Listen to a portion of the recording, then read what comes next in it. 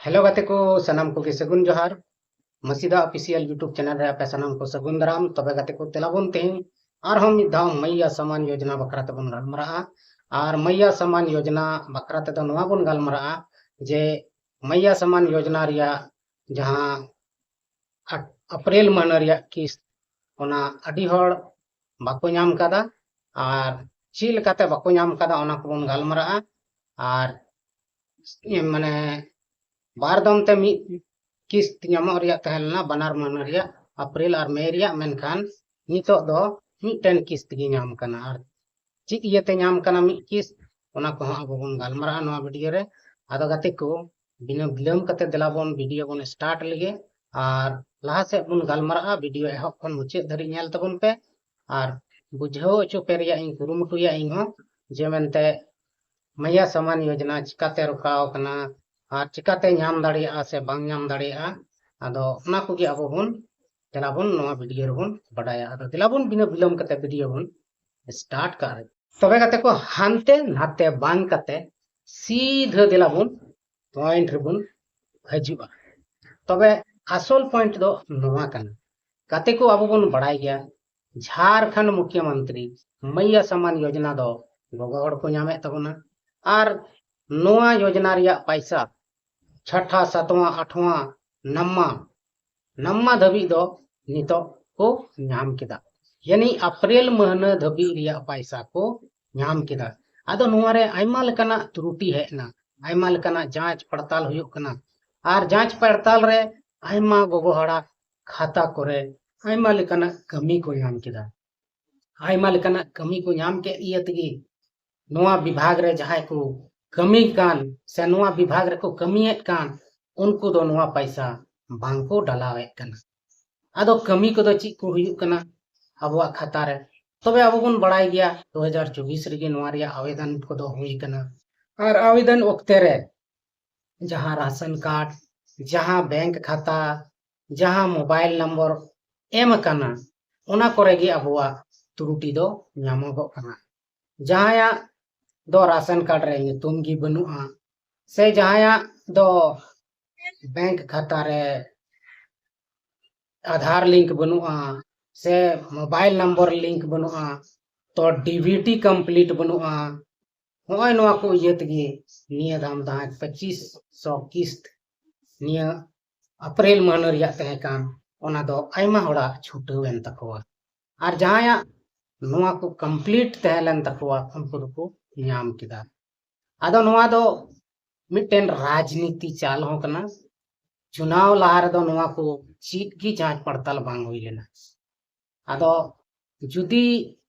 चुनाव लहार गी नवा को जांच पड़ताल हुई लेन काय नित हबी ते तीन लाभुक को नाम लेदा उनको दो सनाम को लगातार को नाम किया मेनखान चुनाव लहार दो नवा को जुदी जांच पड़ताल हुयुक तगी तहलेन काय तबे इलेक्शन रे बाधा होई दाड़ी को भोट अक्ते रे अकोय गोगो हड़ हो भोट एमो बाको चलाव को मेनखान उन अक्ते दो चीट गी जांच बांग होई लेना और बिना जांच पड़ताल तगी पूरी पैसा एमावा कोआ और पैसा एकदम फटाफट सनाम हड़ा अकाउंट रे बोलोइना धक्का धक एकदम खटाखट को नाम केदा पैसा पूरा रस्केना को और रस्कते और आलो मेना दादा नौका भोट को एम किदा जे मेनते हेमंत सोरेन मुख्यमंत्री को बनाव गट कते उनी हो पूरे खुशी ना बम ना एक बेगे ऐलान गट कदा दिसंबर खन चिकायना 2500 टका 2500 टका मावा पे या बस आरची तहलेना धड़ा धड़ भोट को मावा दिया आयो हड़ तो पसे बड़ाई दे आतुरेन मिटेन हो बको छुटेव कना काटा आतुरेन गे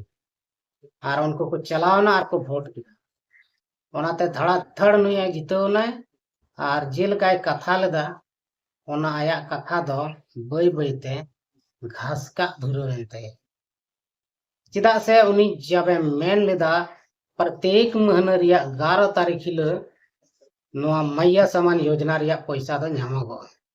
मेनखान 11 तारीख दो छी 2-3 महीना तबक कान रहो ओना पैसा दो ᱧᱟᱢᱚᱜ ᱨᱮᱭᱟᱜ कोनो ᱧᱩᱛᱩᱢ ᱜᱮ ᱵᱟᱝ ᱦᱤᱡᱩᱜ ᱠᱟᱱᱟ ᱟᱨ ᱱᱤᱛᱚᱜ आयमा पेंशन योजना में आयमा पेंशन वृद्धा पेंशन तो विकलांग पेंशन आयमा लेकाना पेंशन में को सनाम रुकाव कना मेनखान चिदा रुकावना उना मैया समान योजना ये तगी रुकावना से चिद खातिर रुकावना मेनखान गाते को सरी कथा दो नवा कान गया जे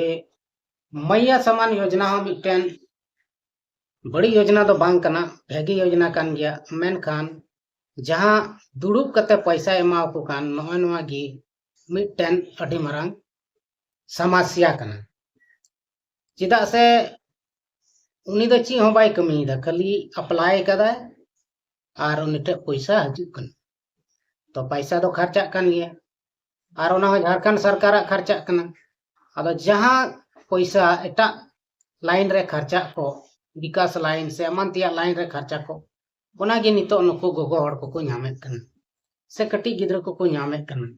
अदो पैसा मा इनक गी उत्पादन गी बनु